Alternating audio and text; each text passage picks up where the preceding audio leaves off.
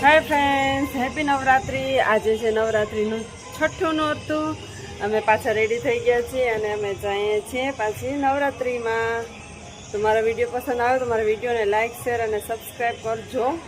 તો ચાલો નવરાત્રીમાં જઈએ રેડી.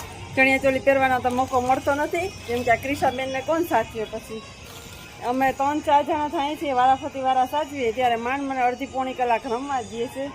એના દાદા દાદી સાચવે, પપ્પા સાચવે, હું એટલે વારા કરીએ ત્યારે એક બેન સચવાય.